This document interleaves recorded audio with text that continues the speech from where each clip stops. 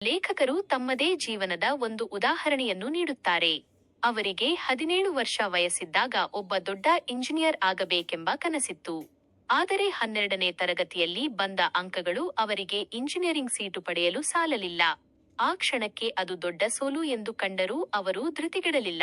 ಸಾಮಾನ್ಯ ಪದವಿ, degree ಓದುತ್ತಲೇ computer programming ಮತ್ತು ವಿವಿಧ ತಾಂತ್ರಿಕ ಕೋರ್ಸ್ಗಳನ್ನು ಸ್ವತಂತ್ರವಾಗಿ ಕಲಿತರು. ಫಲಿತಾಂಶ: ಅವರು ಇಂಜಿನಿಯರಿಂಗ್ ಓದಿದ್ದರೆ ಬಹುಶಃ ಒಬ್ಬ ಸಾಧಾರಣ ಉದ್ಯೋಗಿಯಾಗಿರುತ್ತಿದ್ದರು. ಆದರೆ ಆ ಸೋಲು ಕೊಟ್ಟ ತಿರುವಿನಿಂದಾಗಿ 25ನೇ ವಯಸ್ಸಿಗೆ ಅವರು ಸ್ವಂತ ಸಾಫ್ಟ್ವೇರ್ ಸಂಸ್ಥೆಯನ್ನು ಆರಂಭಿಸಿದರು. ಇಂದು ದೊಡ್ಡ ದೊಡ್ಡ ಎಂಎನ್ಸಿ ಕಂಪನಿಗಳ ಇಂಜಿನಿಯರ್ಗಳು ಅವರ ಸಂಸ್ಥೆಯಲ್ಲಿ ಕೆಲಸ ಮಾಡುತ್ತಿದ್ದಾರೆ. ಮದರ್ ತೆರೆಸಾ ಮತ್ತು ಜೀವನದ ಉದ್ದೇಶ.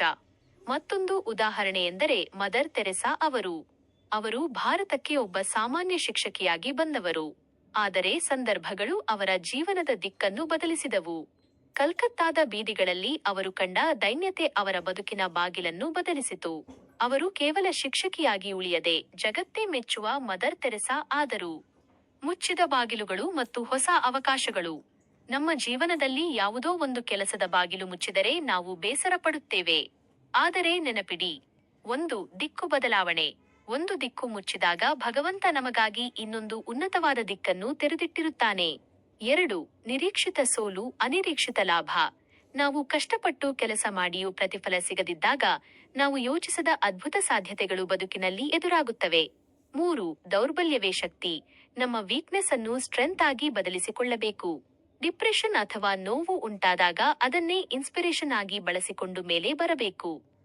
ಕೊನೆಯ ಮಾತು: ನಮ್ಮ ಬದುಕಿನಲ್ಲಿ ಬಿಸಿನೆಸ್ ನಷ್ಟವಾಗಲಿ, ಪ್ರೀತಿಯಲ್ಲಿ ಬ್ರೇಕಪ್ ಆಗಲಿ ಅಥವಾ ಓದಿನಲ್ಲಿ ಹಿನ್ನಡೆಯಾಗಲಿ ಅದು ನಮ್ಮ ಅಂತ್ಯವಲ್ಲ.